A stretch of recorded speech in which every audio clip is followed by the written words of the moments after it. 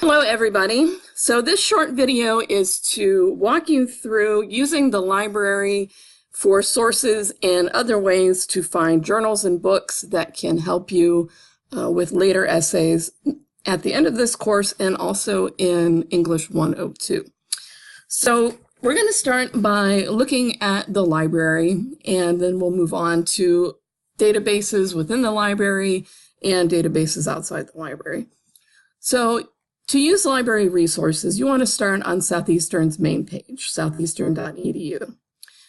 And if you go to academics, you can see that library is the last choice in that list. So you can click on that. This takes you to the library's main page. At the top, they'll give you the hours for the day. This is a Saturday, so right now they happen to be closed. Other interesting things, you can chat with a librarian if you just have a question that can be answered in a simple way. You can email them directly. You can send them a text. You can call. You can make an appointment to see a librarian. If you're doing a project that requires maybe information, a lot of information on a particular topic, scheduling an appointment might be a good idea. Librarians generally are specialized in particular topics, like there's a librarian that might be devoted to English literature, there might be a librarian for biology or chemistry. So if you need someone who's specialized in a particular area, scheduling an appointment might be good. And then you can also visit a reference desk, which are books that you generally cannot check out in the library. And then you get the address for the library here at the bottom. So the library is on SGA Drive, and that's their address and also phone numbers there as well.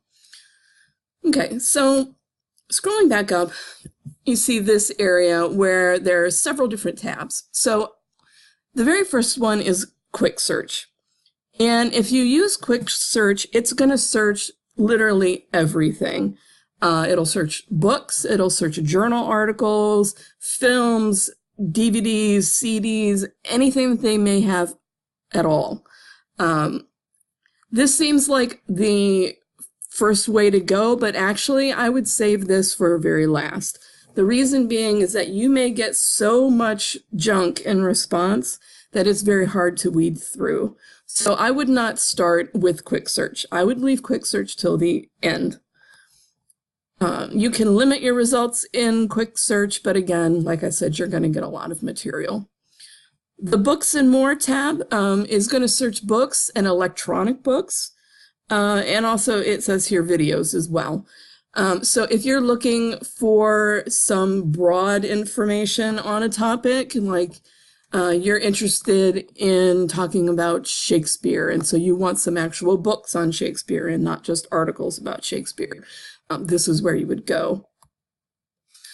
If you search in this area, you can see all the junk I've searched. So let's do a search for Shakespeare.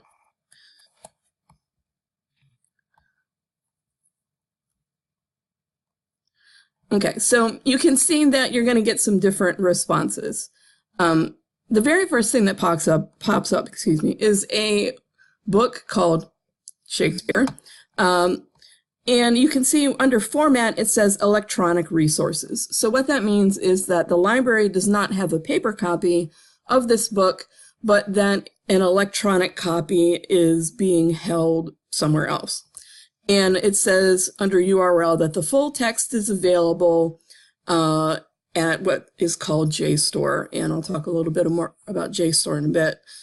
So there is an electronic version of that book that you could probably get through PDF. And the second one is essentially the same. Number 3, Shakespeare again, but now we have a call number. So it says that the format is a book, and call number is PR2754.C5. So this indicates that there is an actual book within the library.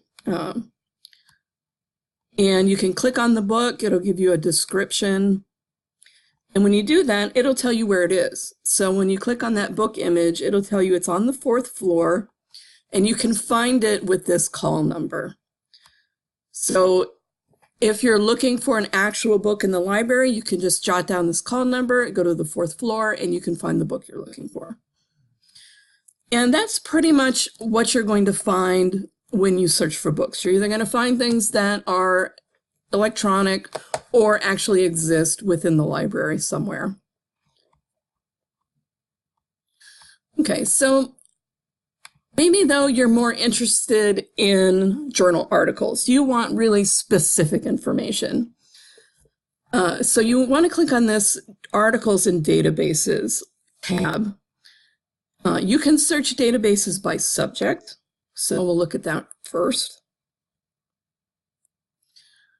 And it lists popular subjects that might be what you're looking for. So if you're doing a biology project, you might look under biological sciences or education or English or whatever subject it is that you're working on. The other way you can look is if you know the exact database that you want to use, you can look for it by its name. There is also a list of full text journals that the library has online. So these would be journals where they have PDF copies of the entire journal itself. And you just go to the name of the journal that you're interested in, and you can look through issues. Okay, so let's say we're interested still in Shakespeare. So we'll click on English, and you see it open another tab, and it brought up a list of databases. So the first one is Academic Video Online, and these are streaming videos that cover different subject areas. So not journals in the sense of paper journals, but videos on certain topics. The second one is a citation index, and that's probably a little more advanced than you want to get. A citation index just lists citations. So when we did MLA format and you learned how to create a citation, that's all this index is it lists a bunch of citations on different subjects. So it doesn't actually take you to an electronic copy of something. Books at JSTOR. Again, this we've already looked at, but we'll come back to JSTOR. Project Muse is access to ebooks that are published by universities. And we'll skip JSTOR and come back to it. If you're doing literature criticism, there's a link for that. This is also citations. Project Muse again, and so on. So you can look through these and pick one that seems like it will work the best for you. But I want to show you JSTOR because JSTOR is one of the first ones, if not the first database that I use when I'm doing my own research. So let's click on JSTOR. Okay, so it's asking me for my authentication to log into library resources.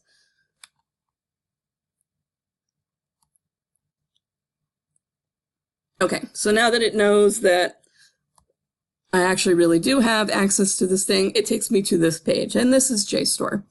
So what JSTOR is a repository for electronic journals, and they have a huge amount of journals going back into the 1800s. The only thing about JSTOR is that it does not have journals that were published within the last 5 years. It's called a moving firewall. So, but for most things in English, that's not a big deal. English, it really doesn't matter. Generally, what year things were published, it may still be valuable, even though it's 100 years old. But if you're looking for things where information changes rapidly, like you're in medical science or something to do with biochemistry, then maybe JSTOR is not the place you want to go. Okay, so let me look at Shakespeare and Marlowe. Marlowe was a contemporary writer with Shakespeare. So this is what I'm interested in writing about for a project. Oops, I just added a search box. Okay, so we search. And you can narrow things down and make your results more specific if you get too many, but that's pretty self-explanatory, so I'm not going to show you that. Okay, so this is what pops up when I search for Marlowe and Shakespeare. The first thing that happens is I get a review. And if it says review, what it is that in a journal, in this case, Books Abroad, somebody has written a review about a book. So C.G. Thayer has written a review of the book titled Marlowe and Shakespeare that was written by H. Rorman. And you can see this was written in 1953, and you can see that it was one page, and it was page 433. So if I'm interested in this review written about a book, I can download the PDF. But generally, you're probably not going to be interested in that. So let's take a look at this second entry, and that's a journal article called Shakespeare and Marlowe, Censorship and Construction. And it was written by Richard Dutton and published in the Yearbook of English Studies, volume 23. And it says early Shakespeare special number. So that indicates that this is a special edition of that journal. And it was on pages 1 through 29. Okay, so I'm interested in reading this article about whatever it is that I'm going to write about. So I'm going to download the PDF. JSTOR is going to ask me to accept, so I will. And it pops up another tab with my PDF file.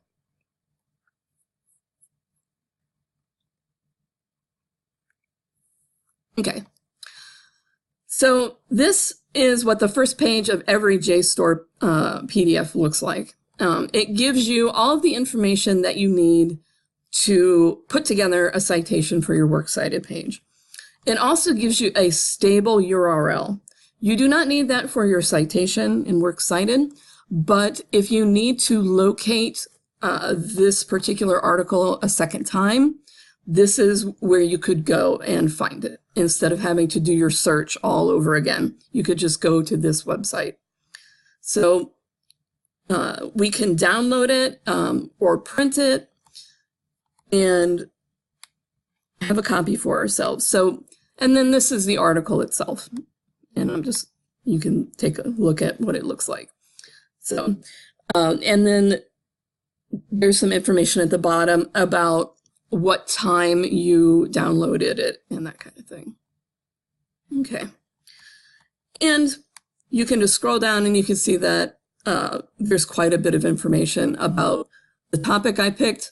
And actually, I came up with over 7,000 search results about Shakespeare and Marlowe. Okay, so let's go back.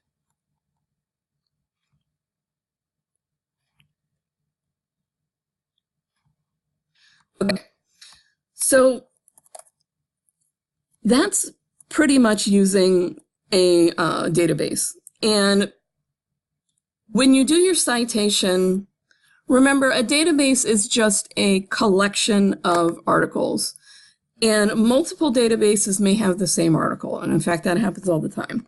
So when you do your citations, you never mention the database that it came from. You only mention the article itself or the book, and either the publisher if it's a book or the journal itself if it's a journal article.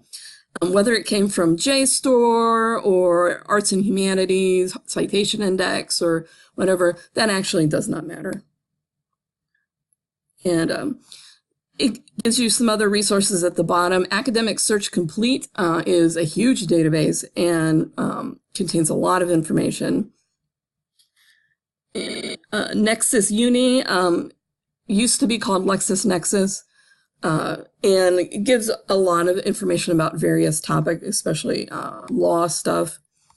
If you're looking at the meaning of words, the Oxford English Dictionary is definitely where you want to go.